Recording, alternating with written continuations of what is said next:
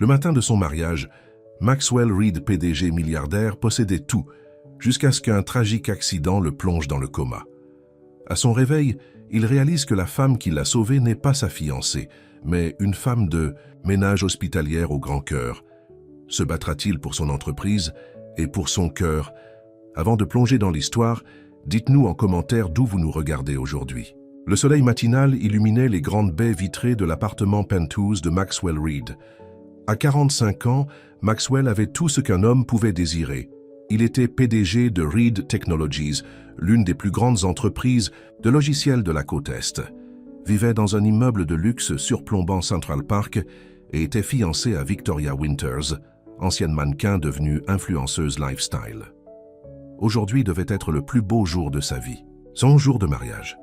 Maxwell ajusta son nœud papillon noir en se regardant dans le miroir. Ses cheveux poivre et sel étaient parfaitement coiffés et son smoking sur mesure lui allait comme un gant. Mais quelque chose n'allait pas. Un sentiment, lancinant au creux de l'estomac qu'il ne parvenait pas à chasser. « Tu es resplendissant », dit son meilleur ami et associé, Thomas Wilson, entrant dans la pièce avec 2 verres de whisky. « Le trac du mariage ?» Maxwell prit le verre et le vida d'une seule gorgée. « Un peu ça. Le trac ?» demanda Thomas, levant un gai sourcil.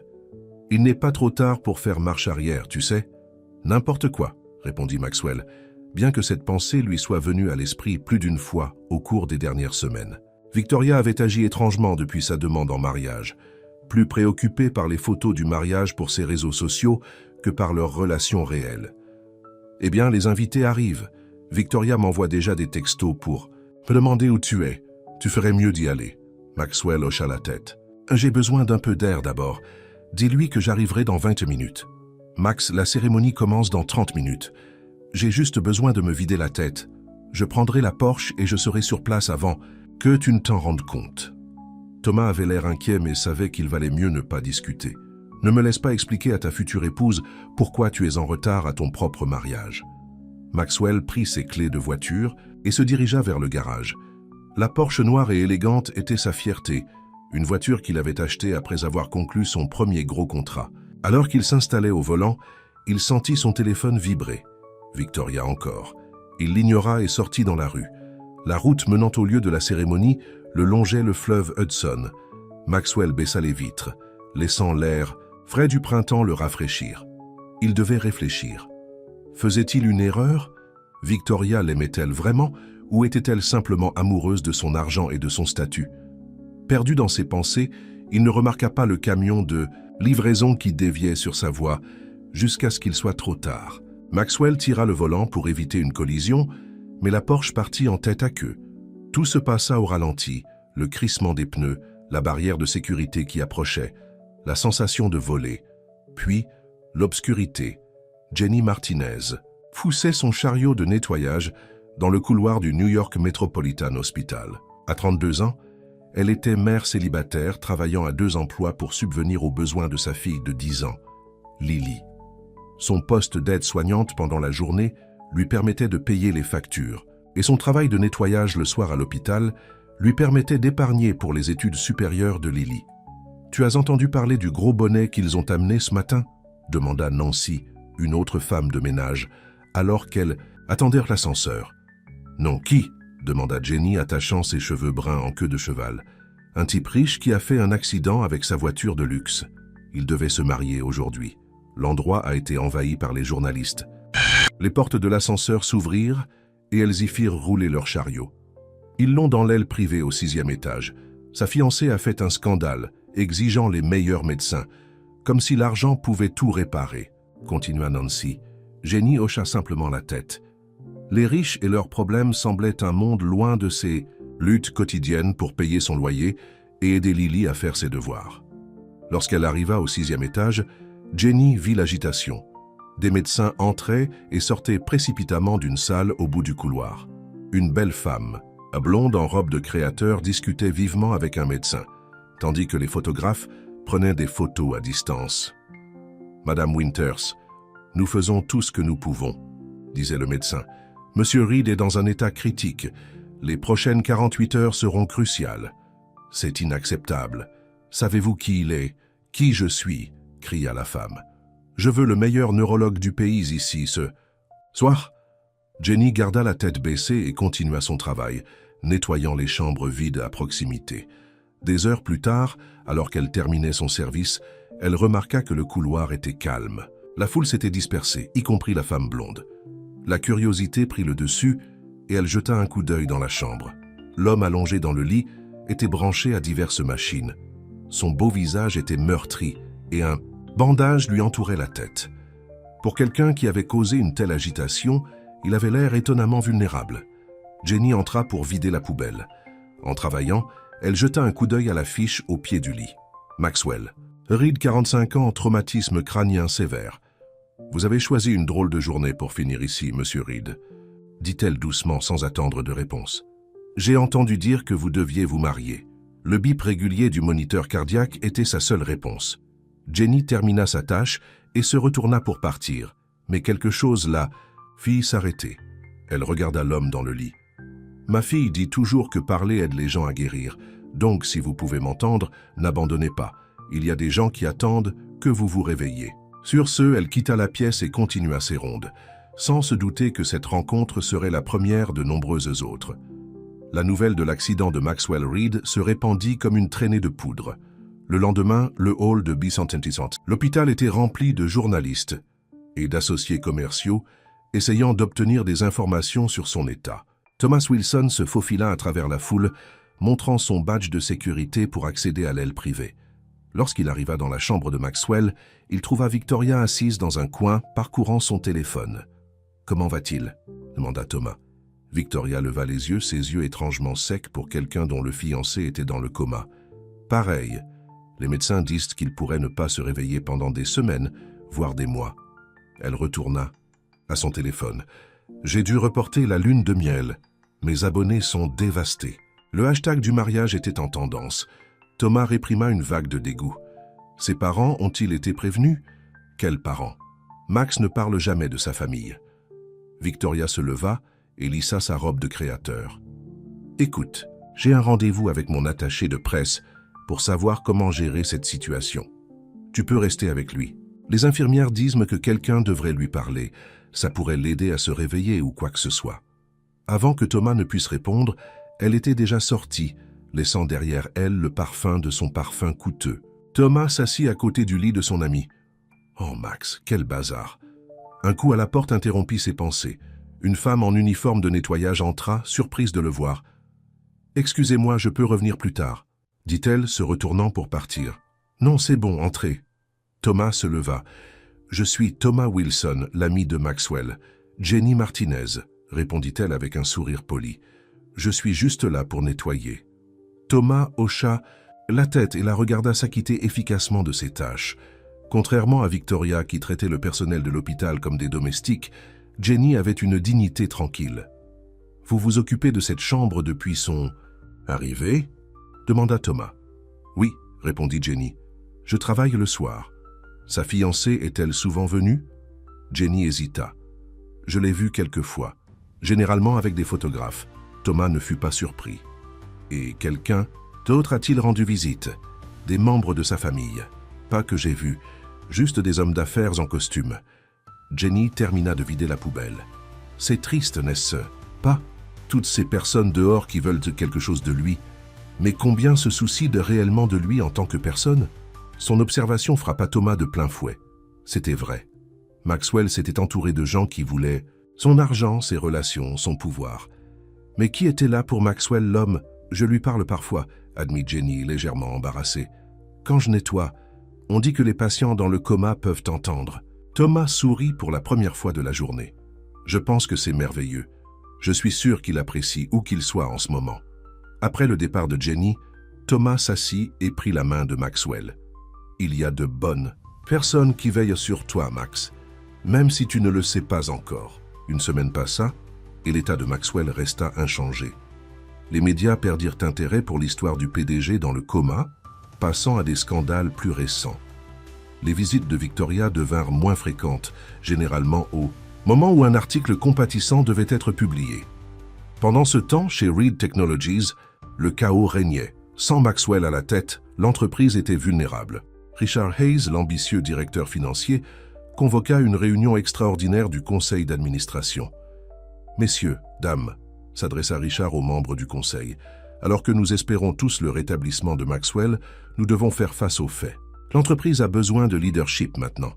Je propose un transfert temporaire de pouvoir. » Thomas, en tant que directeur de l'exploitation, prit la parole. « Maxwell a mis en place un plan de reprise. J'ai une procuration limitée. Pour les affaires. » Richard sourit froidement. « Une puissance limitée qui ne couvre pas les décisions majeures. Nous sommes sur le point de lancer notre nouvelle plateforme logicielle. Nous avons besoin de quelqu'un ayant pleine autorité. »« Et vous vous portez volontaire ?» demanda Thomas avec sarcasme. « Je suis le choix logique, » répondit Richard, « et j'ai le soutien de Victoria. » Cette révélation stupéfia Thomas. Victoria n'a rien à dire dans les affaires de l'entreprise. En tant que fiancée et future épouse de Maxwell, elle a ses meilleurs intérêts à cœur. Elle est d'accord pour que je prenne le contrôle temporaire. Le conseil sembla convaincu par cet argument. Thomas réalisa qu'il perdait du terrain. « Je dois consulter notre équipe juridique avant tout vote. »« Bien sûr, » dit Richard avec aisance. « Nous nous réunirons dans 3 jours. » Après la réunion, Thomas conduisit directement à l'hôpital. Il devait mettre à jour la directive médicale de Maxwell, se donnant plus d'autorité, avant que Richard et Victoria ne puissent s'emparer de tout. À son arrivée, il trouva Jenny lisant un livre à haute voix à côté du lit de Maxwell. Elle sauta sur ses pieds en le voyant. « Je suis désolé, j'étais en pause, et j'ai pensé qu'il aimerait de la compagnie, » expliqua-t-elle. « Ne vous excusez pas, » dit Thomas. « Que lui lisez-vous ? » « Le Comte de Monte Cristo. C'est l'histoire d'un homme qui perd tout, mais qui retrouve son chemin. » Elle referma le livre. « Je devrais retourner au travail. »« Jenny, attendez !» l'appela Thomas. « À quelle fréquence vous asseyez-vous avec lui ?» La plupart des soirs, personne d'autre ne semble être là. Thomas prit une décision rapide. « Envisageriez-vous d'être son accompagnatrice privée ? L'hôpital peut s'en charger. Vous seriez payé, bien sûr. » Jenny parut surprise. « Je ne suis pas infirmière, mais vous vous souciez de lui. C'est ce dont il a besoin en ce moment. Quelqu'un qui le voit comme une personne, pas comme une opportunité commerciale ou un coup de publicité. » Jenny réfléchit. L'argent supplémentaire aiderait à payer les frais scolaires de Lily, et il y avait quelque chose chez Maxwell qui la touchait. Je devrais organiser mon emploi du temps avec ma fille. Nous pouvons nous arranger. Amenez-la ici après. L'école si nécessaire. Et ainsi, un arrangement inhabituel commença. Jenny commença à passer ses soirées à s'occuper officiellement de Maxwell, lui lisant des histoires, lui parlant de sa journée, amenant même parfois Lily qui faisait ses devoirs à côté de son lit. Ce que personne ne réalisait, c'est qu'au plus profond de son inconscient, Maxwell écoutait. Et lentement, quelque chose commençait à bouger en lui. Un lien avec une voix qui lui témoignait plus de gentillesse qu'il n'en avait connue depuis des années.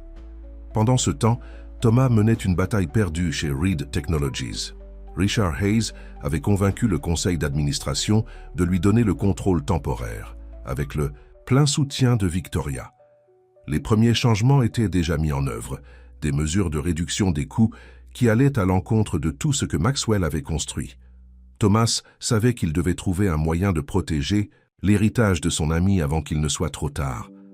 Mais comment pouvait-il lutter contre ceux qui étaient censés aimer et soutenir Maxwell? La réponse, il commençait à le réaliser, pouvait se trouver chez l'allié improbable qu'il avait trouvé en une femme de ménage d'hôpital qui lisait de la littérature classique à un homme dans le coma. Avril tourna au mois de mai. Les premiers signes du printemps apportèrent une nouvelle vie à la ville. Et dans la chambre 612 du New York Metropolitan Hospital, quelque chose d'autre s'éveillait. Un lien entre 2 âmes qui allait bientôt tout changer. 1 mois s'était écoulé depuis l'accident de Maxwell. La chambre d'hôpital, qui avait autrefois été remplie de fleurs d'associés d'affaires, ne contenait plus qu'un petit vase de marguerites fraîches que Jenny apportait tous les quelques jours. La télévision murale affichait silencieusement les nouvelles financières où des articles occasionnels sur Reed Technologies apparaissaient. Les visites de Victoria étaient tombées à 1 fois par semaine, toujours accompagnées de son attaché de presse, mettant en scène des photos d'elle ayant l'air préoccupée au chevet de Maxwell pour ses comptes de médias sociaux. « Restez forte pour mon amour, priez pour Maxwell », disait son dernier message, recueillant des milliers de commentaires de sympathie. Jenny s'était installée dans une routine, arrivant chaque soir après la fin de son service régulier. Elle vérifiait l'état de Maxwell, ajustait ses oreillers et lui lisait pendant 1 heure. Parfois, elle apportait Lily, qui bavardait sur sa journée scolaire tout en coloriant dans ses livres. « Ma maîtresse dit que les gens dans le coma peuvent tout entendre », dit Lily un soir, assise en tailleur sur la chaise de visiteur. « Est-ce vrai, maman ?» Jenny regarda la silhouette immobile de Maxwell. « Je pense que oui, chérie. C'est pourquoi nous lui parlons. Alors, Monsieur Reed connaît mon projet scientifique et l'anniversaire de mon amie Emma, » dit Lily d'un ton détaché. « Je me demande s'il s'ennuie de nos histoires. » Jenny sourit. « Je ne pense pas. Tout le monde a besoin de quelqu'un pour lui parler comme s'il comptait. » Ce soir-là, après que Lily se soit endormie sur le petit canapé dans le coin de la chambre privée, Jenny continua de lire Le Comte de Monte Cristo. Elle venait d'atteindre un passage dramatique lorsqu'elle remarqua quelque chose, le plus léger mouvement des doigts de Maxwell. Elle posa le livre et se pencha. « Monsieur Reed, pouvez-vous m'entendre » Ses doigts se contractèrent. À nouveau. Le cœur de Jenny s'emballa lorsqu'elle appuya sur le bouton d'appel pour l'infirmière. Le docteur Sharma, le neurologue qui supervisait le cas de Maxwell, arriva rapidement et l'examina. « Ce sont des signes prometteurs, » dit-elle prudemment. « Mais nous ne devons pas nous faire trop d'illusions. Cela pourrait prendre encore des semaines avant qu'il ne reprenne pleinement conscience. » « Devrions-nous prévenir sa fiancée ?» demanda l'infirmière. Jenny ressentit une étrange réticence à l'idée que Victoria débarque avec ses photographes, mais hocha la tête. « J'appellerai d'abord Monsieur Wilson, il voudra le savoir immédiatement. » Thomas arriva dans les 30 minutes qui suivirent, essoufflé et plein d'espoir. « Un changement depuis votre appel. La doctoresse dit que son activité cérébrale a augmenté, » expliqua Jenny. « Il a bougé ses doigts plusieurs fois ?» Thomas regarda son ami avec un mélange de soulagement et d'inquiétude. Cela ne pourrait pas arriver à un meilleur moment. Richard Hayes a démantelé l'entreprise de Max pièce par pièce. Le conseil vote demain sur la vente de notre nouvelle plateforme logicielle à notre plus grand concurrent. Jenny fronça les sourcils. Peuvent-ils faire ça sans son consentement? Richard les a convaincus que c'était la bonne décision financière. Victoria l'a soutenu. Thomas passa sa main dans ses cheveux avec frustration. Je les ai combattus, mais sans Max, je suis en infériorité numérique. Les yeux de Jenny s'écarquillèrent. Victoria les aide à vendre l'entreprise de Monsieur Reed pendant qu'il est allongé là. On lui a promis un siège au conseil d'administration et un règlement généreux. Thomas avait l'air dégoûté. Je soupçonnais qu'elle n'était avec Max que pour son argent, mais même moi, je ne pensais pas qu'elle descendrait aussi bas. Avant que Jenny ne puisse répondre, la porte s'ouvrit en grand et Victoria se précipita, ayant l'air impeccablement habillée malgré l'heure tardive. Un jeune homme avec un appareil photo la suivit discrètement. « Chérie !» s'écria-t-elle, se précipitant au chevet de Maxwell et lui prenant la main. « Je suis venue dès que j'ai entendu. S'il vous plaît, pas de photos pour le moment, » dit-elle au photographe, bien qu'elle se soit clairement positionnée pour le meilleur angle. Jenny échangea un regard avec Thomas, qui secoua légèrement la tête. La doctoresse dit que cela pourrait encore prendre un certain temps avant qu'il ne se réveille. Dit Thomas froidement. Victoria essuya ses yeux secs avec un mouchoir. J'ai prié pour ce moment. Le mois dernier a été un cauchemar. Drôle, vous n'avez pratiquement jamais été là, répondit Thomas. Victoria lui lança un regard avertissant. J'ai géré mon chagrin à ma manière. Nous ne pouvons pas tous passer nos journées au chevet d'un lit d'hôpital. Certains d'entre nous ont des responsabilités. Comme aider Richard à vendre l'œuvre. De toute une vie de Max, lança Thomas. Le visage de Victoria se durcit. C'est une décision commerciale pour le bien de l'entreprise. Maxwell comprendrait. Elle se tourna vers Jenny avec un regard méprisant. Vous pouvez y aller maintenant. Je resterai avec mon fiancé. Jenny hésita, regardant Lily dormir sur le canapé. Jenny reste, dit Thomas fermement. L'équipe soignante de Maxwell a remarqué qu'il réagissait mieux lorsqu'elle était là. Les yeux de Victoria se rétrécirent. La femme de ménage, n'importe quoi. Jenny sentit ses joues brûler d'humiliation, mais elle tint bon. Je devrais réveiller ma fille et la ramener à la maison. Il se fait tard. Alors qu'elle rassemblait les affaires de Lily, elle ne put s'empêcher de jeter un coup d'œil à Maxwell. Pendant un instant, elle pensa voir ses paupières palpiter. Essayait-il de se réveiller? Pouvait-il entendre la conversation qui se déroulait autour de lui? Dans l'obscurité de son esprit, Maxwell avait flotté entre conscience et inconscience, pendant ce qui semblait être une éternité. Parfois, il entendait des voix, surtout une voix douce et gentille qui était devenue son ancre. Une femme qui lui lisait des histoires, qui lui parlait comme s'il contait.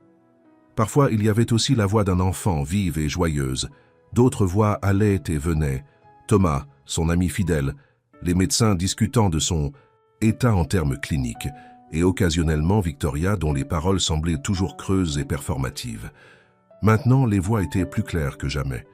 Il pouvait entendre la tension, la dispute au sujet de son entreprise. Il lutta pour ouvrir les yeux, pour bouger, pour parler, mais son corps ne coopérait pas. C'était comme être piégé, derrière une paroi de verre, capable de tout voir et d'entendre tout, mais incapable de passer. La voix gentille, Jenny, il avait appris que son nom était Jenny, partait. Il voulait crier, lui demander de rester, mais il ne pouvait pas former les mots. Tout ce qu'il pouvait faire était d'écouter Victoria continuer à se plaindre.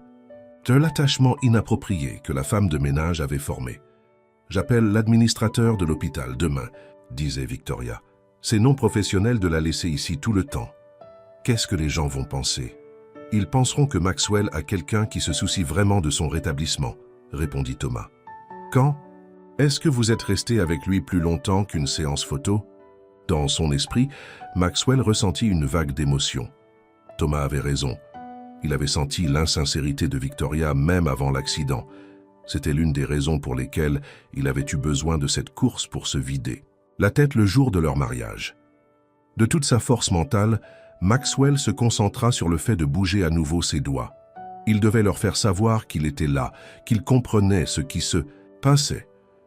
Jenny venait de ramasser Lily endormie lorsqu'elle entendit le moniteur biper plus vite. Elle se retourna pour voir la main de Maxwell bouger plus délibérément cette fois-ci. « Docteur » appela-t-elle. Le docteur Sharma se précipita et vérifia les signes vitaux de Maxwell. Son activité cérébrale est en hausse. Cela pourrait être significatif. Victoria se faufila au chevet de Maxwell. « Chérie, c'est Victoria. Peux-tu m'entendre? Réveille-toi pour moi. » Mais c'est lorsque Jenny s'approcha avec Lily dans ses bras que les yeux de Maxwell s'ouvrirent pour la première fois en un mois. Son regard flou au début se posa lentement sur le visage de Jenny. « Il est réveillé », s'écria Thomas. Les lèvres de Maxwell bougèrent, essayant de former des mots.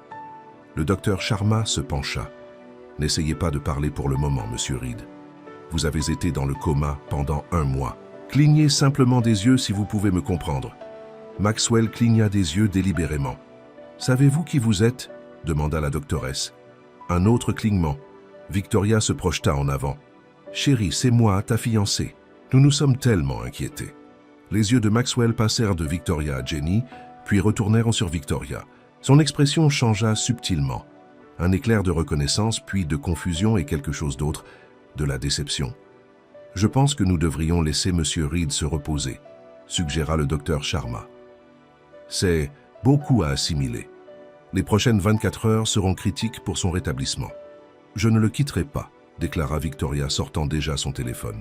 « Le monde doit savoir que Maxwell est réveillé. »« Pas de médias », dit fermement la doctoresse. « Règlement de l'hôpital. Monsieur Reed a besoin de calme et de tranquillité. » Victoria sembla prête à discuter, mais y renonça. « Très bien. Mais je reste. » Jenny reposa Lily dans ses bras. « Nous devrions y aller. Il se fait tard et Monsieur Reed a besoin de sa famille maintenant. » Alors qu'elle se retournait pour partir, elle entendit un son rauque. Maxwell essayait de parler. « Ah, reste !» La pièce devint silencieuse. Le visage de Victoria rougit de colère. « Il veut que sa fiancée reste, évidemment, » dit-elle rapidement. Mais les yeux de Maxwell étaient fixés sur Jenny. Avec beaucoup d'efforts, il bougea légèrement sa main dans sa direction. « J'ai Jenny. » Le choc sur le visage de Victoria fut immédiat. « Comment connaît-il ton nom ?» demanda-t-elle. « Je lui ai parlé, » expliqua Jenny calmement. « Je lui ai lu des histoires. » Le soleil matinal illuminait les baies vitrées de l'appartement penthouse de Maxwell Reed. À 45 ans, Maxwell possédait tout ce qu'un homme pouvait désirer, PDG de Reed Technologies, une des plus grandes entreprises de logiciels de la côte Est. Il vivait dans un immeuble de luxe surplombant Central Park et était fiancé à Victoria Winters, ancienne mannequin devenue influenceuse lifestyle. Aujourd'hui devait être le plus beau jour de sa vie. son mariage. Maxwell ajusta son nœud papillon noir en se regardant dans le miroir. Ses cheveux grisonnants étaient parfaitement coiffés, et son smoking sur mesure lui allait à merveille. Mais quelque chose clochait, une sensation lancinante au creux de l'estomac qu'il ne parvenait pas à chasser. « Tu es resplendissant », dit son meilleur ami et associé, Thomas Wilson, entrant dans la pièce avec 2 verres de whisky. « Le trac du mariage ?» Maxwell prit le verre et le vida d'une seule gorgée. « Un peu ça. Le trac ?» demanda Thomas, levant un sourcil. « Il n'est pas trop tard pour faire marche arrière, tu sais. »« N'importe quoi, » répondit Maxwell. Bien que cette pensée lui soit venue à l'esprit plus d'une fois ces dernières semaines, Victoria avait agi étrangement depuis sa demande en mariage, plus préoccupée par les photos du mariage pour ses réseaux sociaux que par leur relation réelle. « Eh bien, les invités arrivent. Victoria m'envoie déjà des textos pour me demander où tu es.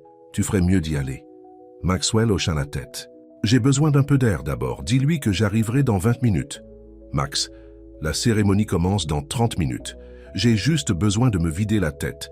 Je prendrai la Porsche et je serai sur place avant que tu ne t'en rendes compte. » Thomas avait l'air inquiet mais savait qu'il valait mieux ne pas discuter. « Ne me laisse pas expliquer à ta future épouse pourquoi tu es en retard à ton propre mariage. » Maxwell prit ses clés de voiture et se dirigea vers le garage. La Porsche noire et élégante était sa fierté, une voiture qu'il avait achetée après avoir conclu son premier gros contrat. Alors qu'il s'installait au volant, il sentit son téléphone vibrer. Victoria encore. Il l'ignora et sortit dans la rue. La route menant au lieu de la cérémonie longeait le fleuve Hudson. Maxwell baissa les vitres, laissant l'air frais du printemps le rafraîchir. Il devait réfléchir. Faisait-il une erreur ? Victoria l'aimait-elle vraiment ou était-elle simplement amoureuse de son argent et de son statut ? Perdu dans ses pensées, il ne remarqua pas le camion de livraison qui déviait sur sa voie jusqu'à ce qu'il soit trop tard. Maxwell tira le volant pour éviter une collision, mais la Porsche partit en tête à queue. Tout se passa au ralenti. Le crissement des pneus, la barrière de sécurité qui approchait, la sensation de voler. Puis, l'obscurité. Jenny Martinez poussait son chariot de ménage dans le couloir du New York Metropolitan Hospital. À 32 ans, elle était mère célibataire, travaillant à 2 emplois pour subvenir aux besoins de sa fille de 10 ans, Lily. Son poste d'aide-soignante pendant la journée lui permettait de payer les factures, et son travail de nettoyage le soir à l'hôpital lui permettait d'épargner pour les études supérieures de Lily. « Tu as entendu parler du gros bonnet qu'ils ont amené ce matin ?» demanda Nancy, une autre femme de ménage, alors qu'elle attendait à l'ascenseur. « Non, qui ?» demanda Jenny, attachant ses cheveux bruns en queue de cheval. « Un type riche qui a fait un accident avec sa voiture de luxe. Il devait se marier aujourd'hui. L'endroit a été envahi par les journalistes. Les portes de l'ascenseur s'ouvrirent et elles y firent rouler leur chariot. Ils l'ont dans l'aile privée au 6e étage. Sa fiancée a fait un scandale, exigeant les meilleurs médecins. Comme si l'argent pouvait tout réparer. » Continua Nancy. Jenny hocha simplement la tête. Les riches et leurs problèmes semblaient un monde loin de ses luttes quotidiennes pour payer son loyer et aider Lily à faire ses devoirs. Lorsqu'elle arriva au 6e étage, Jenny vit l'agitation. Des médecins entraient et sortaient précipitamment d'une salle au bout du couloir. Une belle femme blonde en robe de créateur discutait vivement avec un médecin tandis que les photographes prenaient des photos à distance. « Madame Winters, nous faisons tout ce que nous pouvons, » disait le médecin. « Monsieur Reed est dans un état critique. Les prochaines 48 heures seront cruciales. C'est inacceptable. Savez-vous qui il est ? Qui je suis ?» cria la femme. « Je veux le meilleur neurologue du pays ici ce soir. » Jenny garda la tête baissée et continua son travail, nettoyant les chambres vides à proximité. Des heures plus tard, alors qu'elle terminait son service, elle remarqua que le couloir était calme. La foule s'était dispersée, y compris la femme blonde. La curiosité prit le dessus et elle jeta un coup d'œil dans la chambre. L'homme allongé dans le lit était branché à diverses machines. Son beau visage était meurtri et un bandage lui entourait la tête. Pour quelqu'un qui avait causé une telle agitation, il avait l'air étonnamment vulnérable. Jenny entra pour vider la poubelle. En travaillant, elle jeta un coup d'œil à la fiche au pied du lit. Maxwell Reed, 45 ans. Traumatisme crânien. Sévère. Vous avez choisi une drôle de journée pour finir ici, monsieur Reed, dit-elle doucement sans attendre de réponse. J'ai entendu dire que vous deviez vous marier. Le bip régulier du moniteur cardiaque était sa seule réponse. Jenny termina sa tâche et se retourna pour partir, mais quelque chose la fit s'arrêter. Elle regarda l'homme dans le lit. « Ma fille dit toujours que parler aide les gens à guérir. Donc si vous pouvez m'entendre, n'abandonnez pas. Il y a des gens qui attendent que vous vous réveilliez. » Sur ce, elle quitta la pièce et continua ses rondes, sans se douter que cette rencontre serait la première de nombreuses autres. La nouvelle de l'accident de Maxwell Reed se répandit comme une traînée de poudre. Le lendemain, le hall de l'hôpital était rempli de journalistes et d'associés commerciaux essayant d'obtenir des informations sur son état.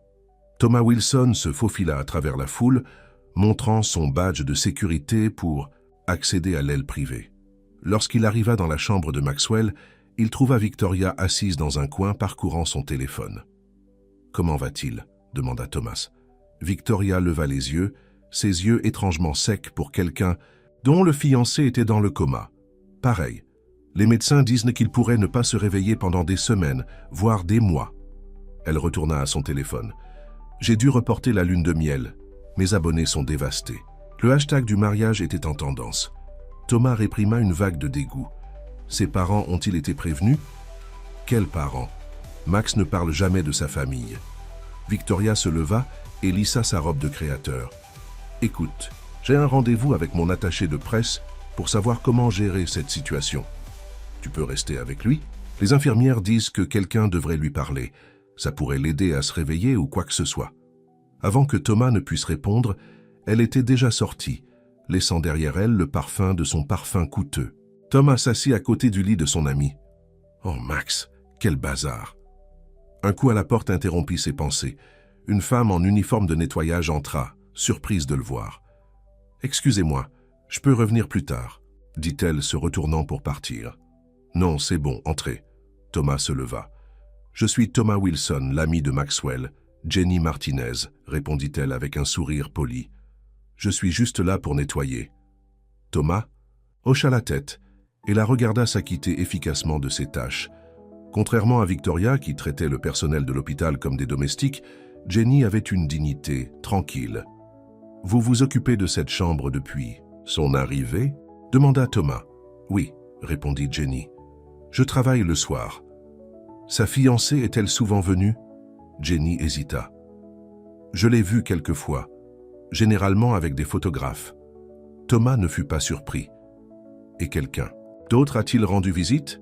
Des membres de sa famille? » « Pas que j'ai vu, juste des hommes d'affaires en costume. » Jenny termina de vider la poubelle. « C'est triste, n'est-ce pas? Toutes ces personnes dehors qui veulent quelque chose de lui, mais combien se soucient réellement de lui en tant que personne? » Son observation frappa Thomas de plein fouet. C'était vrai. Maxwell s'était entouré de gens qui voulaient son argent, ses relations, son pouvoir. Mais qui était là pour Maxwell, l'homme? « Je lui parle parfois, » admit Jenny, légèrement embarrassée. « Quand je nettoie, on dit que les patients dans le coma peuvent entendre. » Thomas sourit pour la première fois de la journée. « Je pense que c'est merveilleux. Je suis sûr qu'il apprécie où qu'il soit en ce moment. » Après le départ de Jenny, Thomas s'assit et prit la main de Maxwell. « Il y a de bonnes personnes qui veillent sur toi, Max, même si tu ne le sais pas encore. » Une semaine passa et l'état de Maxwell resta inchangé.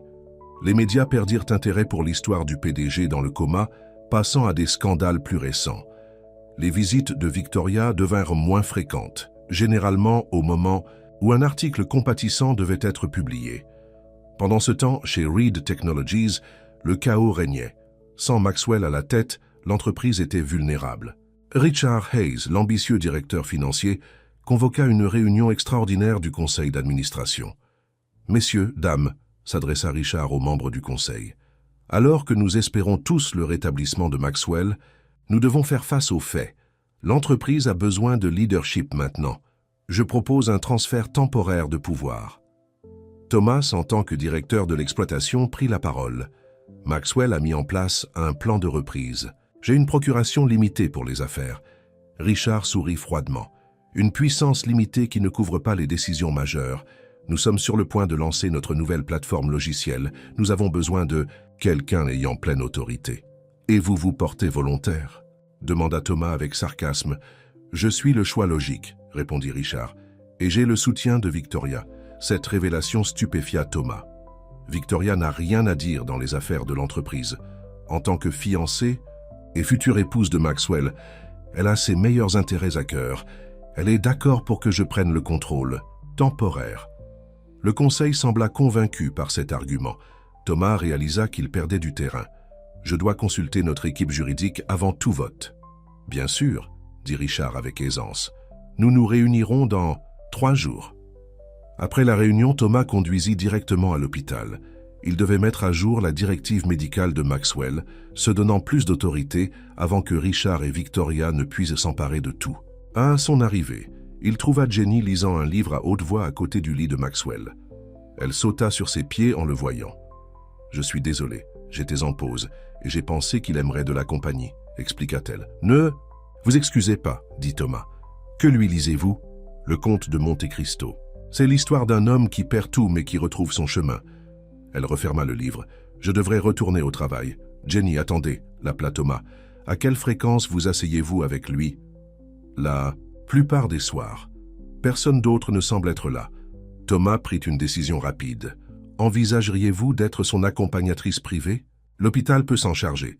Vous seriez payé, bien sûr. » Jenny parut surprise. « Je ne suis pas infirmière, mais vous vous souciez de lui. C'est ce dont il a besoin en ce moment.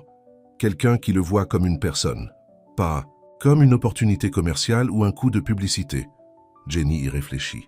L'argent supplémentaire aiderait à payer les frais scolaires de Lily, et il y avait quelque chose chez Maxwell qui la touchait. « Je devrais organiser mon emploi du temps avec ma fille. Nous pouvons nous arranger. Amenez-la ici après, l'école si nécessaire. » Et ainsi un arrangement inhabituel commença. Jenny commença à passer ses soirées à s'occuper officiellement de Maxwell, lui lisant des histoires, lui parlant de sa journée, amenant même parfois Lily qui faisait ses devoirs à côté de son lit. Ce que personne ne réalisait, c'est qu'au plus profond de son inconscient, Maxwell écoutait. Et lentement, quelque chose commençait à bouger en lui, un lien avec une voix qui lui témoignait plus de gentillesse qu'il n'en avait connue depuis des années. Pendant ce temps, Thomas menait une bataille perdue chez Reed Technologies. Richard Hayes avait convaincu le conseil d'administration de lui donner le contrôle temporaire avec le plein soutien de Victoria. Les premiers changements étaient déjà mis en œuvre, des mesures de réduction des coûts qui allaient à l'encontre de tout ce que Maxwell avait construit. Thomas savait qu'il devait trouver un moyen de protéger l'héritage de son ami avant qu'il ne soit trop tard. Mais comment pouvait-il lutter contre ceux qui étaient censés aimer et soutenir Maxwell? La réponse, il commençait à le réaliser, pouvait se trouver chez l'allié improbable qu'il avait trouvé en une femme de ménage d'hôpital qui lisait de la littérature classique à un homme dans le coma. Avril tourna au mois de mai. Les premiers signes du printemps apportèrent une nouvelle vie à la ville. Et dans la chambre 612 du New York Metropolitan Hospital, quelque chose d'autre s'éveillait. Un lien entre deux âmes qui allait bientôt tout changer. 1 mois s'était écoulé depuis l'accident de Maxwell. La chambre d'hôpital, qui avait autrefois été remplie de fleurs d'associés d'affaires, ne contenait plus qu'un petit vase de marguerites fraîches que Jenny apportait tous les quelques jours. La télévision murale affichait silencieusement les nouvelles financières où des articles occasionnels sur Reed Technologies apparaissaient. Les visites de Victoria étaient tombées à 1 fois par semaine, toujours accompagnée de son attaché de presse, mettant en scène des photos d'elle ayant l'air préoccupée au chevet de Maxwell pour ses comptes de médias sociaux. « Restez, forte pour mon amour, peu que coach prier pour Maxwell », disait son dernier message, recueillant des milliers de commentaires de sympathie. Jenny s'était installée dans une routine, arrivant chaque soir après la fin de son service régulier. Elle vérifiait l'état de Maxwell, ajustait ses oreillers et lui lisait pendant 1 heure. Parfois, elle apportait Lily qui bavardait sur sa journée scolaire tout en coloriant dans ses livres. « Ma maîtresse dit que les gens dans le coma peuvent tout entendre », dit Lily un soir assise en tailleur sur la chaise de visiteur. « Est-ce vrai, maman ?» Jenny regarda la silhouette immobile de Maxwell. « Je pense que oui, chérie, c'est pourquoi nous lui parlons. Alors Monsieur Reed connaît mon projet scientifique et l'anniversaire de mon amie Emma, » dit Lily d'un ton détaché. « Je me demande s'il s'ennuie de nos histoires. » Jenny sourit. « Je ne pense pas, tout le monde a besoin de quelqu'un pour lui parler comme s'il comptait. » Ce soir-là, après que Lily se soit endormie sur le petit canapé dans le coin de la chambre privée, Jenny continua de lire Le Comte de Monte Cristo. Elle venait d'atteindre un passage dramatique lorsqu'elle remarqua quelque chose. Le plus léger mouvement des doigts de Maxwell. Elle posa le livre et se pencha. « Monsieur Reed, pouvez-vous m'entendre » Ses doigts se contractèrent à nouveau. Le cœur de Jenny s'emballa lorsqu'elle appuya sur le bouton d'appel pour l'infirmière.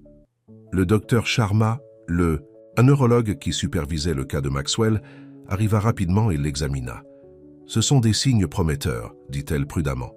Mais nous ne devons pas nous faire trop d'illusions. Cela pourrait prendre encore des semaines avant qu'il ne reprenne pleinement conscience. Devrions-nous prévenir sa fiancée ?» demanda l'infirmière. Jenny ressentit une étrange réticence à l'idée que Victoria débarque. Avec ses photographes, mais hocha la tête. « J'appellerai d'abord M. Wilson, il voudra le savoir immédiatement. » Thomas arriva dans les 30 minutes qui suivirent, essoufflé et plein d'espoir. « Un changement depuis votre appel. La doctoresse dit que son activité cérébrale a augmenté, » expliqua Jenny. « Il a bougé ses doigts plusieurs fois. » Thomas regarda son ami avec un mélange de soulagement et d'inquiétude. Cela ne pourrait pas arriver à un meilleur moment. Richard Hayes a démantelé l'entreprise de Max pièce par pièce. Le conseil vote demain sur la vente. De notre nouvelle plateforme logicielle à notre plus grand concurrent. Jenny fronça les sourcils. Peuvent-ils faire ça sans son consentement? Richard les a convaincus que c'était la bonne décision financière. Victoria l'a soutenu. Thomas passa sa main dans ses cheveux avec frustration. Je les ai combattus, mais sans Max, je suis en infériorité numérique. Les yeux de Jenny s'écarquillèrent. Victoria les aide à vendre l'entreprise de M. Reed, pendant qu'il est allongé là. On lui a promis un siège au conseil d'administration et un règlement généreux. Thomas avait l'air dégoûté. Je soupçonnais qu'elle n'était avec Max que pour son argent, mais même moi, je ne pensais pas qu'elle descendrait aussi bas. Avant que Jenny ne puisse répondre, la porte s'ouvrit en grand et Victoria se précipita, ayant l'air impeccablement habillée malgré l'heure tardive. Un jeune homme avec un appareil photo la suivit discrètement. « Chérie », s'écria-t-elle, se précipitant au chevet de Maxwell et lui prenant la main. « Je suis venue dès que j'ai entendu. S'il vous plaît, pas de photo pour... » « Le moment », dit-elle au photographe, bien qu'elle se soit clairement positionnée pour le meilleur angle. Jenny échangea un regard avec Thomas, qui secoua légèrement la tête. La doctoresse dit que cela pourrait encore prendre un certain temps avant qu'il ne se réveille, dit Thomas froidement. Victoria essuya ses yeux secs avec un mouchoir. « J'ai prié pour ce moment. Le mois dernier a été un cauchemar. Drôle, vous n'avez pratiquement jamais été là, » répondit Thomas. Victoria lui lança un regard avertissant. « J'ai géré mon chagrin à ma manière. Nous ne pouvons pas tous passer nos journées au chevet d'un lit d'hôpital. Certains d'entre nous ont des responsabilités. Comme aider Richard à vendre l'œuvre de toute une vie de Max ?» lança Thomas. Le visage de Victoria se durcit. C'est une décision commerciale pour le bien de l'entreprise. Maxwell comprendrait. Elle se tourna vers Jenny avec un regard méprisant. « Vous pouvez y aller maintenant. Je resterai avec mon fiancé. » Jenny hésita, regardant Lily dormir sur le canapé. « Jenny reste », dit Thomas fermement. L'équipe soignante de Maxwell a remarqué qu'il réagissait mieux lorsqu'elle était là. Les yeux de Victoria se rétrécirent. La femme de ménage? N'importe quoi. Jenny sentit ses joues brûler d'humiliation, mais elle tint bon. « Je devrais réveiller ma fille et la ramener à la maison. Il se fait tard. » Alors qu'elle rassemblait les affaires de Lily, elle ne put s'empêcher de jeter un coup d'œil à Maxwell. Pendant un instant, elle pensa voir ses paupières palpiter. Essayait-il de se réveiller? Pouvait-il entendre la conversation qui se déroulait autour de lui? Dans l'obscurité de son esprit, Maxwell avait flotté entre conscience et inconscience pendant ce qui semblait être une éternité. Parfois, il entendait des voix, surtout une voix douce et gentille qui était devenue son ancre. Une femme qui lui lisait des histoires, qui lui parlait comme s'il contait. Parfois, il y avait aussi la voix d'un enfant, vive et joyeuse. D'autres voix allaient et venaient. Thomas, son ami fidèle, les médecins discutant de son état en termes cliniques, et occasionnellement Victoria dont les paroles semblaient toujours creuses et performatives. Maintenant, les voix étaient le plus claires que jamais. Il pouvait entendre la tension, la dispute au sujet de son entreprise. Il lutta pour ouvrir les yeux, pour bouger, pour parler, mais son corps ne coopérait pas. C'était comme être piégé, derrière une paroi de verre, capable de tout voir et d'entendre tout, mais incapable de passer. La voix gentille, Jenny, il avait appris que son nom était Jenny, partait. Il voulait crier, lui demander de rester, mais il ne pouvait pas former les mots. Tout ce qu'il pouvait faire était d'écouter Victoria continuer à se plaindre, de l'attachement inapproprié que la femme de ménage avait formé. « J'appelle l'administrateur de l'hôpital demain », disait Victoria. « C'est non professionnel de la laisser ici tout le temps. Qu'est-ce que les gens vont penser? Ils penseront que Maxwell a quelqu'un qui se soucie vraiment de son rétablissement, » répondit Thomas. « Quand? Est-ce que vous êtes resté avec lui plus longtemps qu'une séance photo ?» Dans son esprit, Maxwell ressentit une vague d'émotion. Thomas avait raison. Il avait senti l'insincérité de Victoria même avant l'accident. C'était l'une des raisons pour lesquelles il avait eu besoin de cette course pour se vider la tête le jour de leur mariage. De toute sa force mentale, Maxwell se concentra sur le fait de bouger à nouveau ses doigts. Il devait leur faire savoir qu'il était là, qu'il comprenait ce qui se passait. Jenny venait de ramasser Lily endormie lorsqu'elle entendit le moniteur biper plus vite. Elle se retourna pour voir la main de Maxwell bouger plus délibérément. « Cette fois-ci, docteur », appela-t-elle. Le docteur Sharma se précipita et vérifia les signes vitaux de Maxwell. Son activité cérébrale est en hausse. Cela pourrait être significatif. Victoria se faufila au chevet de Maxwell. « Chérie, c'est Victoria, peux-tu m'entendre? Réveille-toi pour moi. » Mais c'est lorsque Jenny s'approcha avec Lily dans ses bras que les yeux de Maxwell s'ouvrirent pour la première fois en un mois. Son regard, flou au début, se posa lentement sur le visage de Jenny. « Il est réveillé », s'écria Thomas.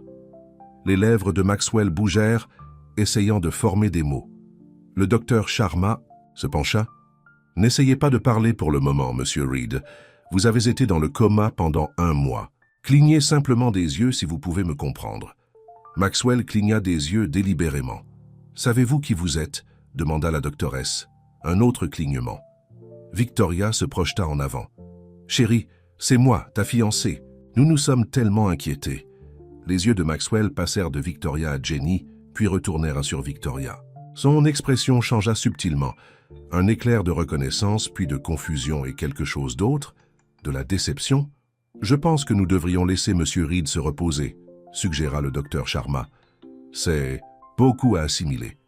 Les prochaines 24 heures seront critiques pour son rétablissement. » « Je ne le quitterai pas, » déclara Victoria, sortant déjà son téléphone.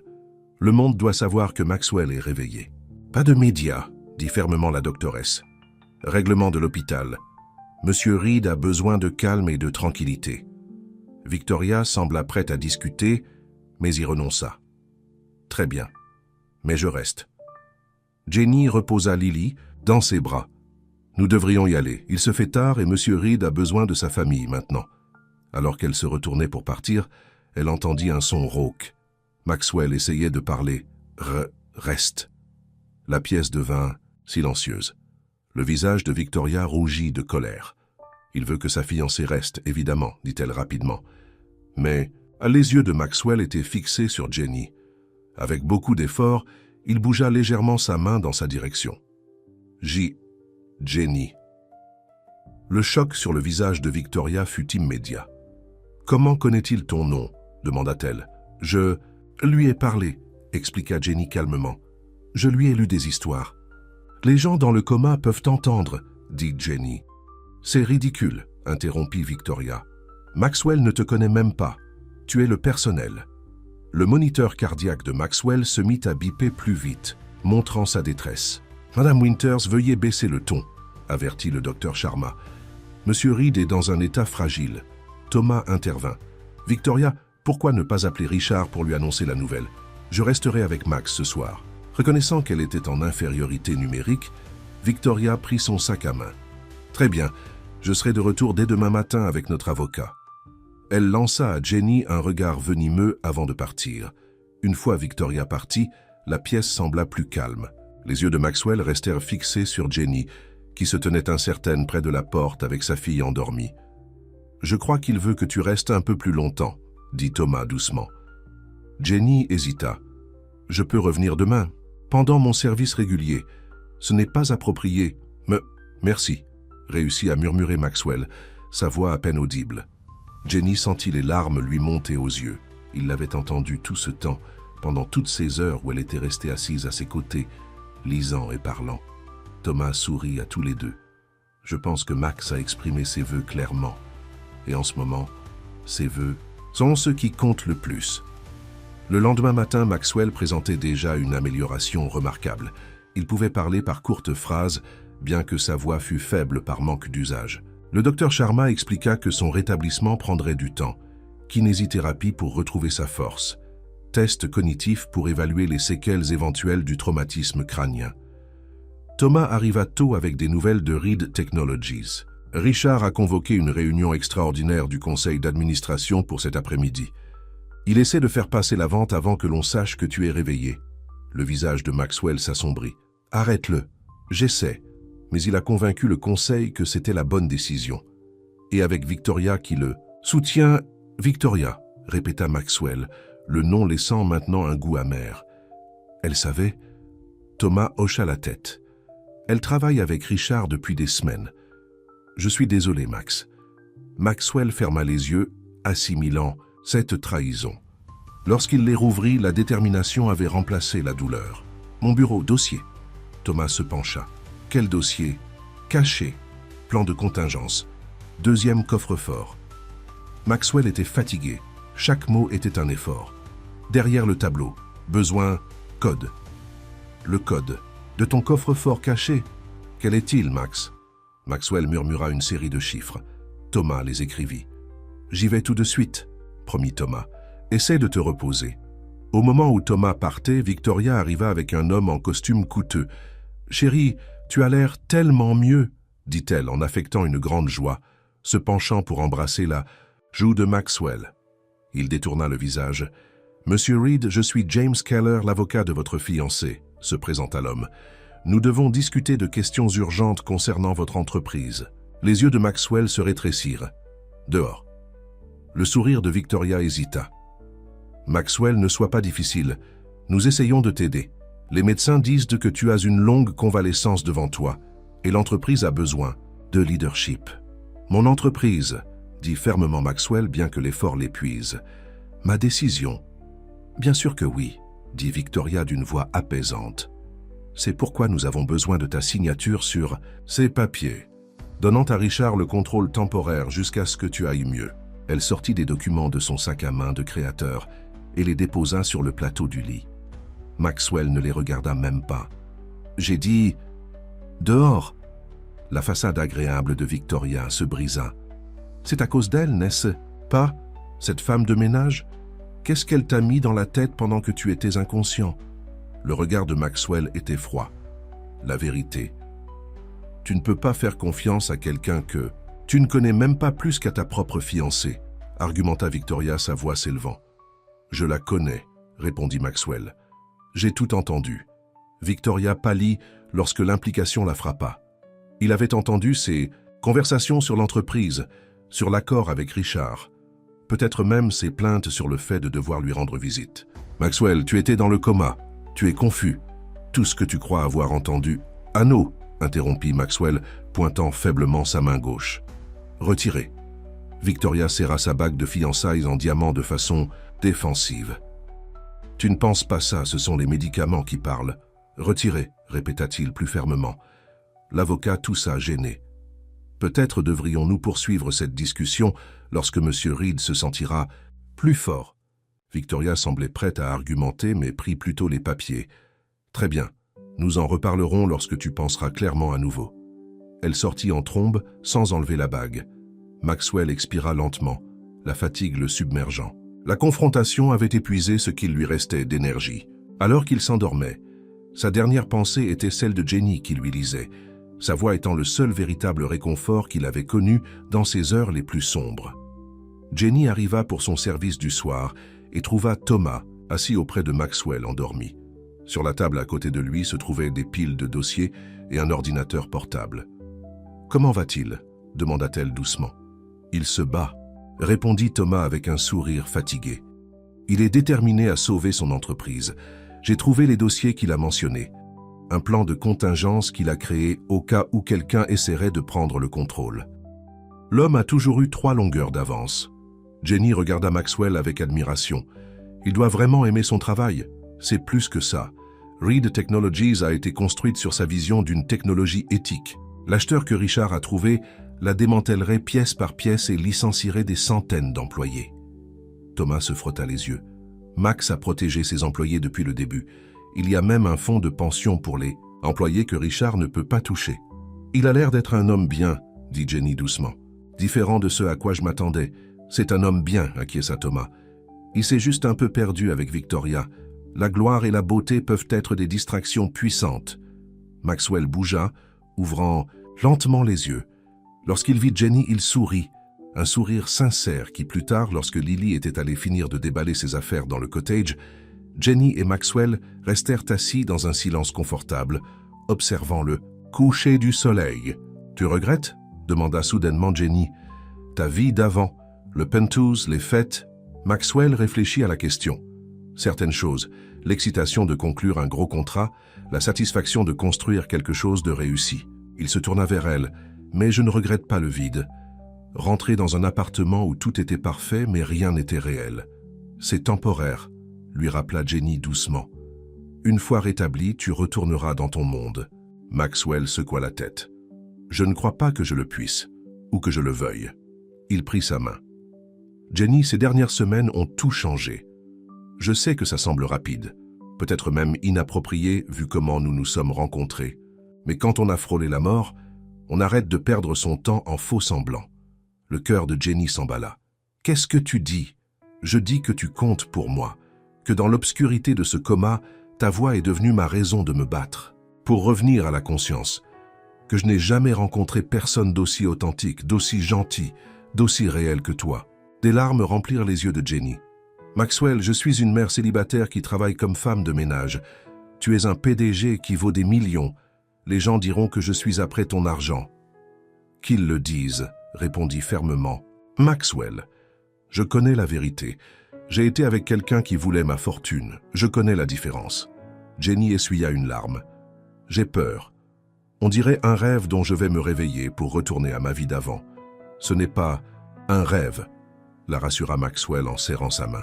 « C'est une seconde chance pour nous deux. » Alors que les derniers rayons du soleil peignaient le ciel de nuances roses et dorées, Jenny se permit de croire que les contes de fées pouvaient parfois se réaliser. Pas comme dans les livres pour enfants, avec de la magie instantanée et des fins parfaites, mais dans une réalité chaotique, compliquée, belle, où un homme qui avait tout découvert qu'il n'avait rien jusqu'à ce qu'il perde tout, et une femme qui avait peu découvert qu'elle avait tout ce dont quelqu'un d'autre avait besoin. Le lendemain matin, Thomas arriva tôt avec les documents.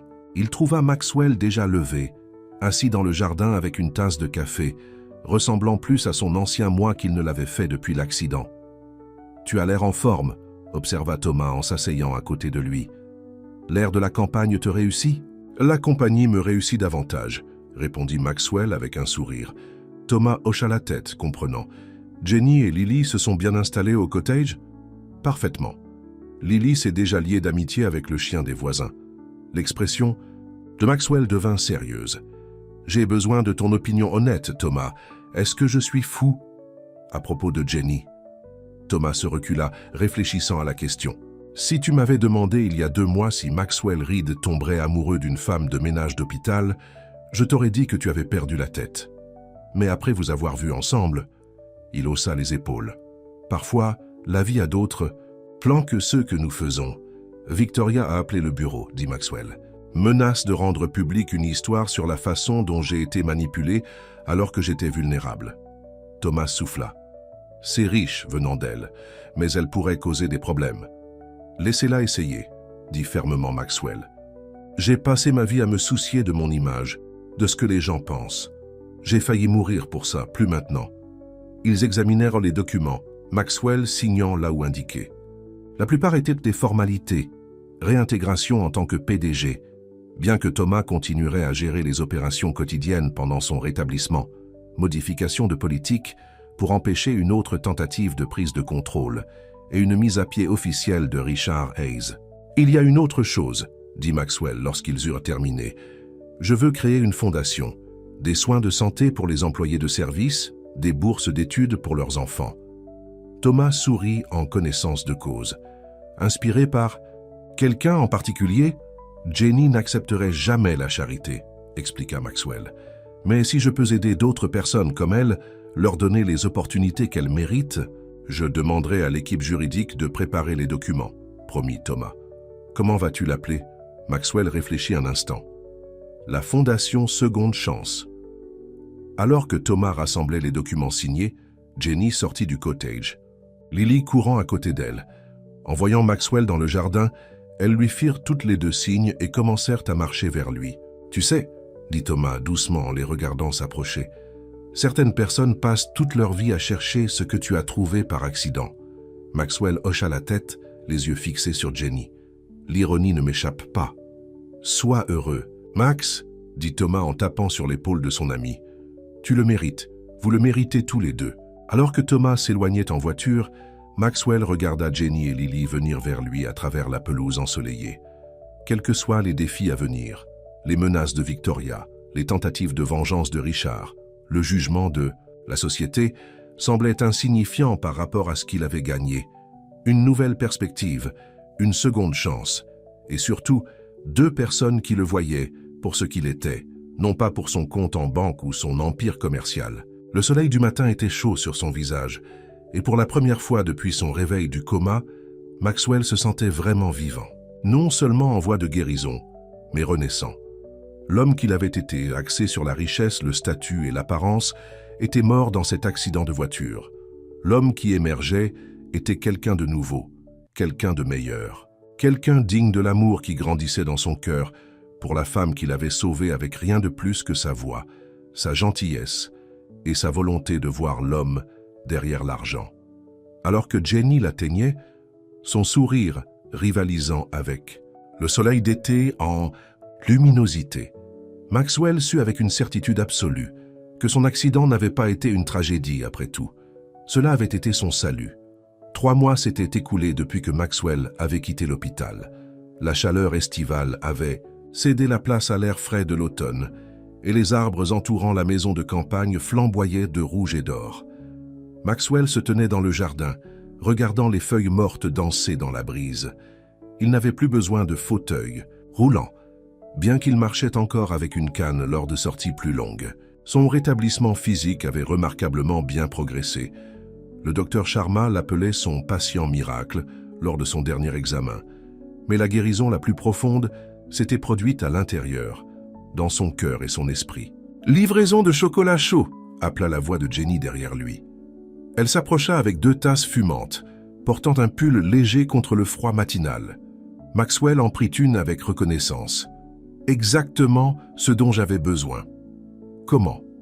Savais-tu ? C'est mon travail de savoir de quoi tu as besoin, » répondit Jenny avec un sourire. Mais ils savaient tous les deux que ces soins allaient bien au-delà de l'obligation professionnelle maintenant. Au cours des derniers mois, leur relation avait évolué naturellement, de soignant et patient à ami, et progressivement à quelque chose de plus profond. Ils avaient été prudents, conscients des sentiments de Lily et des circonstances non conventionnelles de leur lien, mais l'attirance entre eux était indéniable. « L'institutrice de Lily a appelé, » dit Jenny, s'asseyant sur le banc du jardin, à côté de lui. « Elle a été sélectionnée pour le programme scientifique avancé. » Maxwell rayonna de fierté. « C'est merveilleux, on devrait fêter ça. Peut-être dîner dans ce restaurant italien qu'elle aime. » Jenny hocha la tête, touchée par son utilisation de « on » et la façon dont il était naturellement devenu une partie de leur vie. Elle sera ravie. Elle a déjà prévu de te raconter tout ça lorsqu'elle rentrera de l'école. La tranquillité domestique du moment fut brisée par le bruit de la voiture de Thomas, arrivant dans l'allée. Il émergea avec une expression inhabituellement sérieuse. « Bonjour vous deux », appela-t-il en marchant vers eux avec un journal sous le bras. Maxwell reconnut immédiatement son expression. « Qu'est-il arrivé ?» Thomas lui tendit le journal. En première page de la section économique, il y avait une photo de Victoria, glamour mais sombre, à côté d'un titre « Fiancé GT révèle tout, la vérité derrière le miracle de Maxwell Reed ». Jenny haleta en lisant par-dessus l'épaule de Maxwell.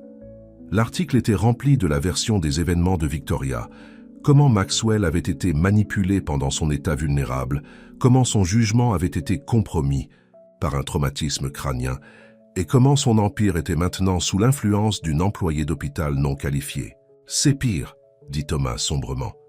Elle a donné des interviews à 3 grands réseaux. Ils appelaient ça le scandale du milliardaire et de la femme de ménage. La mâchoire de Maxwell se serra lorsqu'il continua à lire.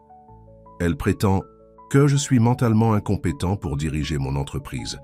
Richard Hayes soutient son histoire, ajouta Thomas. Il suggère une évaluation psychiatrique avant votre retour à vos fonctions complètes de PDG. Jenny se leva, le visage pâle.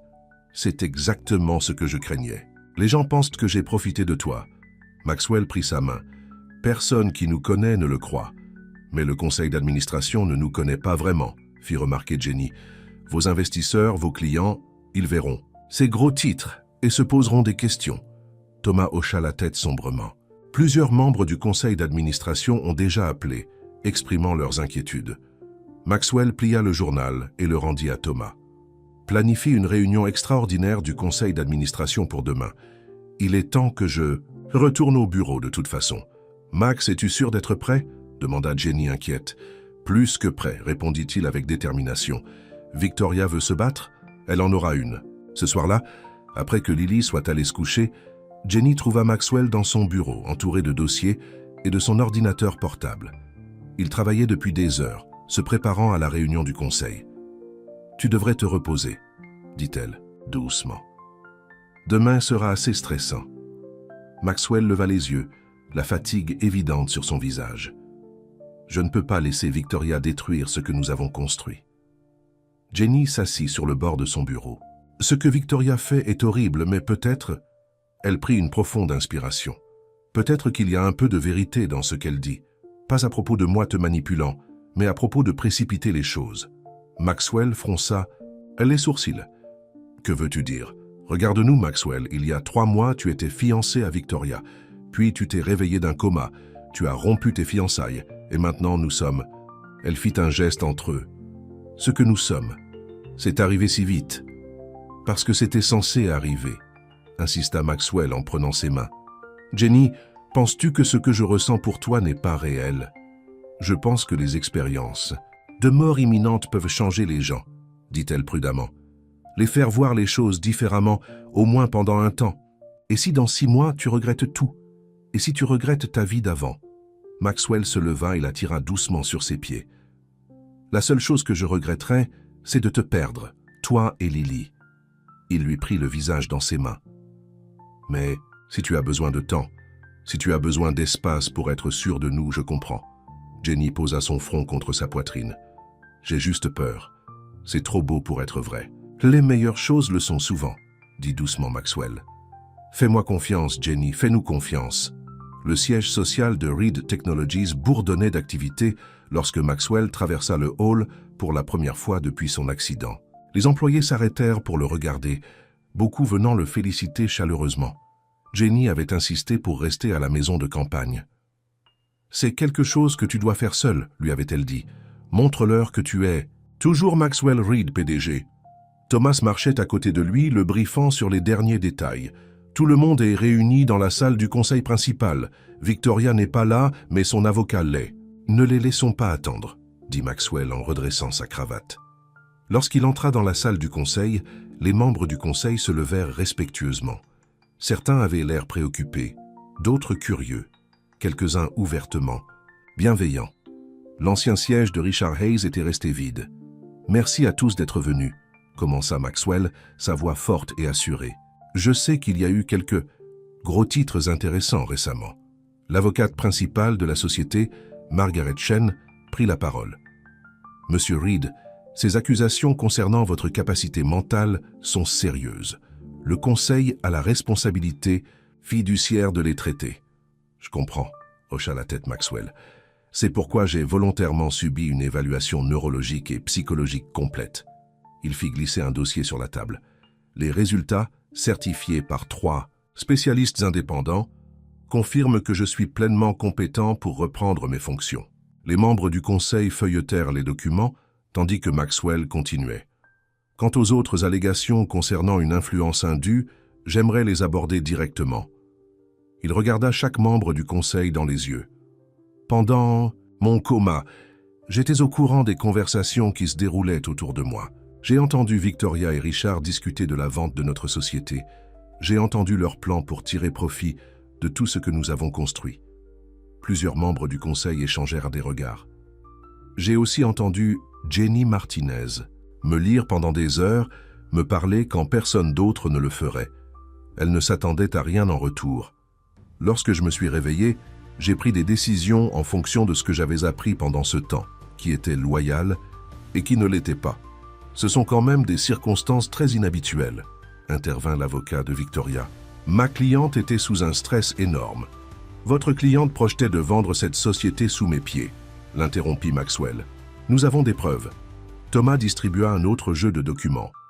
Ce sont les comptes rendus des réunions entre Richard Hayes, Victoria Winters et des représentants de Global Tech, notre principal concurrent. Ils planifiaient cette prise de contrôle avant l'accident de Maxwell.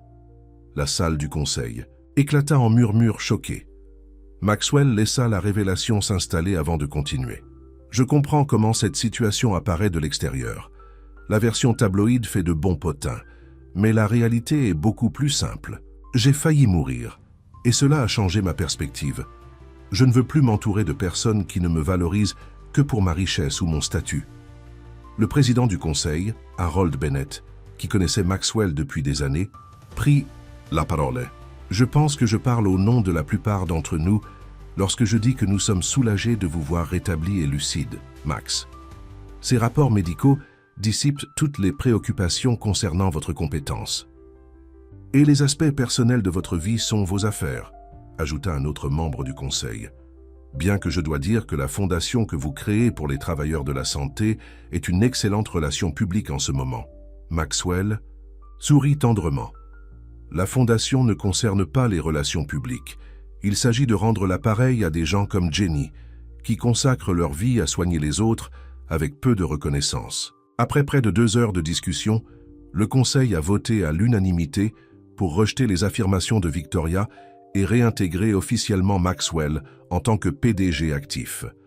À la fin de la réunion, plusieurs membres se sont approchés pour lui souhaiter la bienvenue personnellement. « Ça s'est mieux passé que prévu », dit Thomas alors qu'ils quittèrent le bâtiment. « Ce n'est pas fini », répondit Maxwell. « Victoria n'abandonnera pas facilement. » Comme sur commande, son téléphone sonna avec un numéro inconnu. Maxwell répondit et entendit la voix de Victoria froide et calculatrice.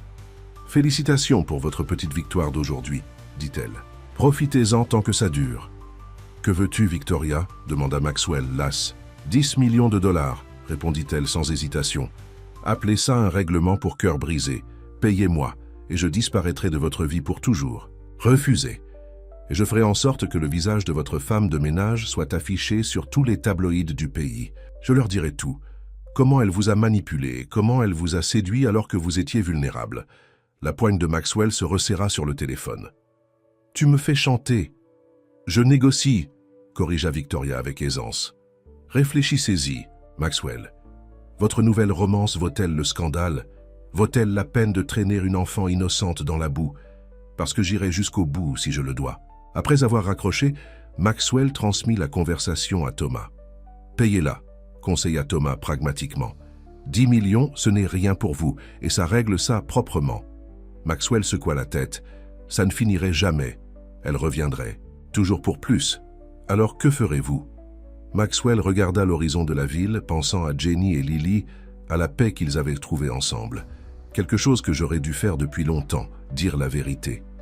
Lorsque Maxwell retourna à la maison de campagne ce soir-là, Jenny l'attendait anxieusement sur le perron. « J'ai vu les nouvelles, » dit-elle lorsqu'il s'approcha. « Ils disent que le conseil vous a réintégré. » À l'unanimité, confirma Maxwell en l'embrassant sur la joue.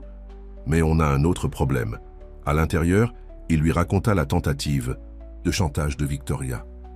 Jenny écouta, son visage devenant plus pâle. « Peut-être devrais-tu la payer, dit-elle lorsqu'il eut fini. Pour le bien de Lily, je ne veux pas qu'elle soit exposée à ce genre de bassesse. Il y a une autre option, dit Maxwell en prenant ses mains, qui pourrait sembler folle au début, mais écoutez-moi. Il expliqua son plan. Rendre publique leur histoire à leurs propres conditions.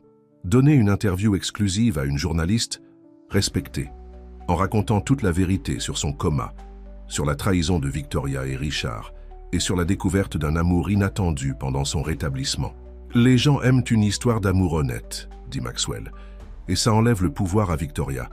Elle ne peut pas menacer d'exposer ce que nous avons déjà partagé ouvertement. » Jenny sembla hésitante. « Notre vie privée affichée pour tout le monde, une seule fois, » promit Maxwell. « Une interview, puis on retourne à nos vies, mais cette fois sans regarder par-dessus nos épaules. » Jenny prit une profonde inspiration. « Lily et moi n'avons jamais à demander ce genre de projecteur. »« Je sais, » dit doucement Maxwell. « Et si tu veux que je paie Victoria et que j'essaie de garder les choses calmes, je le ferai. Mais elle est du genre à toujours en vouloir plus. Je ne pense pas qu'elle nous laisse vivre en paix. » Après un long silence, Jenny hocha la tête. « D'accord, une interview, mais Lily reste complètement en dehors de ça. »« Absolument, » acquiesça Maxwell. « Et après, on prend ces vacances dont on a parlé. Italie, Espagne, où tu veux. » Jenny sourit malgré son anxiété. « Un petit prix à payer pour dire au monde que je suis tombée amoureuse de Maxwell Reed. » C'était la première fois qu'elle utilisait le mot « amour », et le cœur de Maxwell s'envola. Il la serra dans ses bras. « Redis-le. »« Je suis tombée amoureuse de toi », répéta Jenny, les yeux brillants. « Malgré toutes mes objections pratiques et mes peurs. Je t'aime depuis que j'ai ouvert les yeux et que je t'ai vu là, » avoua Maxwell. « Je n'étais juste pas sûr que tu ressentais la même chose. » Leur baiser fut interrompu par le bruit des pas de Lily descendant les escaliers. « Perk, » déclara-t-elle avec la candeur d'une enfant de 10 ans, « on va toujours manger des pizzas ce soir, tu l'avais promis. » Maxwell rit, la tension brisée. « Absolument. Le soir, pizza est sacré. » Alors qu'ils se rendaient en voiture à la pizzeria préférée de Lily, Maxwell regarda Jenny et sa fille discuter animément dans la voiture. Quelle que soit la tempête que Victoria essaierait de déclencher, ils savaient qu'ils la traverseraient ensemble. L'interview était prévue pour la semaine suivante avec Catherine Rodriguez, une journaliste respectée, connue pour son intégrité. Ils choisirent de le faire à la maison de campagne, un endroit neutre qui était devenu leur chez-soi. Le matin de l'interview, Maxwell trouva Jenny debout devant sa garde-robe, semblant dépassée. « Je n'ai rien apporté pour la télévision nationale », dit-elle à moitié en plaisantant, mais avec une réelle anxiété dans la voix. « Porte ce qui te met à l'aise », conseilla Maxwell. « On essaie d'impressionner personne. » Jenny finit par choisir une simple robe bleue qui mettait ses yeux en valeur. Maxwell portait un costume décontracté sans cravate. Il voulait apparaître authentique, pas mis en scène. Lorsque Catherine Rodriguez arriva avec sa petite équipe, elle était professionnelle mais chaleureuse. « Merci de me faire confiance pour votre histoire », dit-elle lorsqu'ils s'installèrent dans la véranda pour l'interview.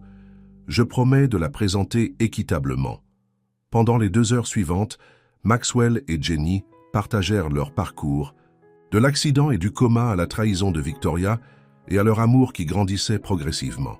Ils ont parlé honnêtement des défis, des doutes et du bonheur qu'ils avaient retrouvés ensemble.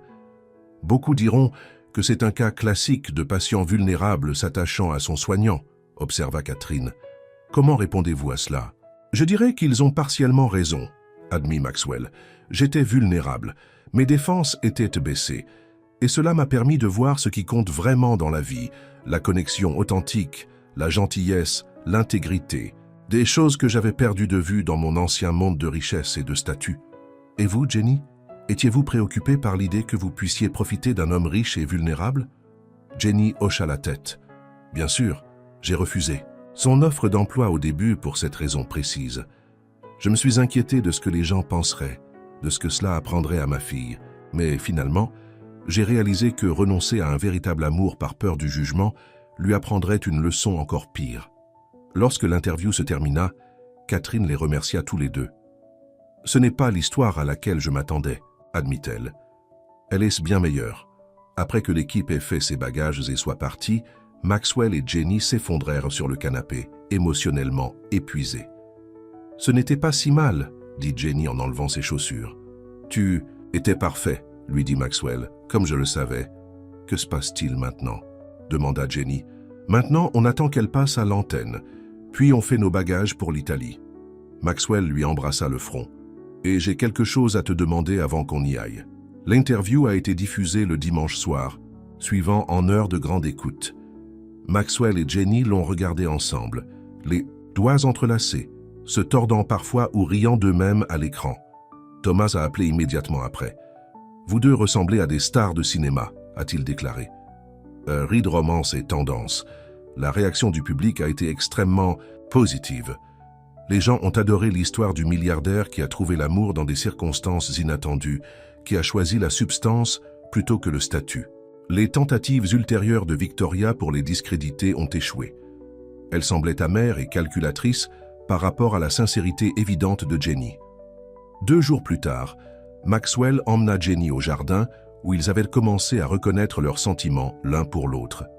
Les fleurs d'automne étaient en pleine floraison et le soleil couchant baignait tout d'une lueur dorée. « Ces derniers mois ont été les plus transformateurs de ma vie », dit Maxwell en prenant ses 2 mains dans les siennes. « J'ai tout perdu, de ce que je pensais me définir. Ma santé, mon statut, presque mon entreprise. Mais en perdant tout cela, j'ai trouvé quelque chose de bien plus précieux. » Jenny sourit, les larmes se rassemblant dans ses yeux lorsqu'elle devina ce qui allait arriver. Maxwell continua, sa voix épaisse d'émotion. « J'ai trouvé une femme qui m'a vu à mon pire, littéralement inconscient et impuissant, et qui m'a quand même traité avec dignité et gentillesse. Une femme qui m'a mis au défi d'être meilleur, de voir au-delà de la richesse et de l'apparence ce qui compte vraiment. » Il s'agenouilla prudemment, ayant encore besoin de se stabiliser légèrement avec une main. « Jenny Martinez, je t'aime. J'aime ta force, ton intégrité, ta dévotion à Lily. J'aime la vie que nous avons commencé à construire ensemble. » Il sortit une petite boîte de sa poche et l'ouvrit pour révéler une bague en diamant simple mais élégante. « Veux-tu m'épouser ?» Les larmes de Jenny débordèrent. « Es-tu sûr? Après tout, avec Victoria, toute la publicité, je n'ai jamais été aussi sûr de rien, » dit fermement Maxwell. « La question est, es-tu sûr? Cette vie avec moi s'accompagne de défis que la plupart des gens ne rencontrent pas. » Jenny regarda la bague, puis l'homme agenouillé devant elle. Non pas le PDG milliardaire, mais la personne qu'elle était venue aimer. « Oui, dit-elle finalement. « Oui, je t'épouserai. » Alors, qu'il lui glissait la bague au doigt, ils entendirent un cri de joie. Lily regardait derrière un arbre voisin, incapable de contenir son excitation plus longtemps. Elle courut vers eux, les prenant tous les deux dans ses bras. « Est-ce que ça veut dire qu'on va être une vraie famille ?» demanda-t-elle avec enthousiasme. « On l'est déjà », lui dit Maxwell, le bras autour de ses épaules. La bague ne fait que rendre les choses officielles. Plus tard ce soir-là, alors qu'ils étaient assis sur le perron en regardant les étoiles apparaître une à une dans le ciel qui s'assombrissait, Jenny posa sa tête sur l'épaule de Maxwell. « Il y a 1 an, si quelqu'un m'avait dit que je serais fiancée à Maxwell Reed, j'aurais pensé qu'il était fou, » dit-elle, admirant la façon dont sa bague captait la lumière. « Il y a 1 an, si quelqu'un m'avait dit que je trouverais le vrai bonheur avec une femme de ménage d'hôpital qui me lisait le conte de Monte Cristo pendant que j'étais dans le coma, je l'aurais fait interner, » répondit Maxwell avec un rire. « La vie a une drôle de façon de nous donner ce dont nous avons besoin, pas ce que nous pensons vouloir, » observa Jenny. Maxwell lui embrassa le sommet de la tête. « Dans mon cas, la vie a dû me mettre KO pour me faire voir ce qui était juste devant moi. »« Eh bien, » dit Jenny en levant les yeux vers lui avec de l'amour dans les yeux, « je suis contente que tu sois enfin réveillée. »« Moi aussi, » répondit Maxwell en la rapprochant. « Moi aussi. » L'empire Reed Technologies a continué à prospérer sous la direction de Maxwell, bien qu'il aborde maintenant les affaires avec une perspective différente. La fondation Seconde Chance est devenue une force majeure pour le bien, offrant des soins de santé et des possibilités éducatives aux travailleurs de service et à leurs familles à travers le pays. Victoria a finalement disparu des feux de la rampe, déménageant en Europe avec un riche industriel qu'elle a rencontré lors d'un gala de charité. Richard Hayes a créé une entreprise concurrente qui n'a jamais vraiment réussi à capturer l'innovation et l'intégrité qui définissaient Reed Technologies. Maxwell et Jenny se sont mariés au printemps suivant lors d'une cérémonie simple dans le jardin où il avait fait sa demande. Lily a servi comme demoiselle d'honneur, Thomas comme témoin. Ils ont partagé leur temps entre la maison de campagne qui était devenue leur sanctuaire et un appartement urbain plus modeste que Jenny avait décoré elle-même. Leur histoire est devenue une sorte de conte de fées moderne, mais ceux qui les connaissaient ont compris que leur bonheur n'était ni magique ni miraculeux. Il était basé sur le besoin humain le plus fondamental, être vraiment vu et aimé, non pas pour ce que vous avez ou ce que vous pouvez donner, mais simplement pour qui vous êtes. En fin de compte, Maxwell Reed, l'homme qui avait autrefois tout, a découvert que n'avoir rien, aucun statut, aucun pouvoir, aucune richesse derrière laquelle se cacher, était ce qui lui a finalement permis de trouver tout ce qui importait. Et Jenny Martinez, la femme qui avait toujours mis les autres en premier, a découvert que parfois laisser quelqu'un vous aimer est la chose la plus altruiste que vous puissiez faire. Leur voyage avait commencé dans les limites stériles d'une chambre d'hôpital, avec un simple acte de gentillesse, une femme de ménage lisant à un homme inconscient qui avait perdu son chemin. Il a continué sous la vaste étendue des étoiles qui brillaient au-dessus d'eux maintenant, deux personnes qui avaient trouvé l'une dans l'autre non seulement l'amour, mais un foyer. Fin.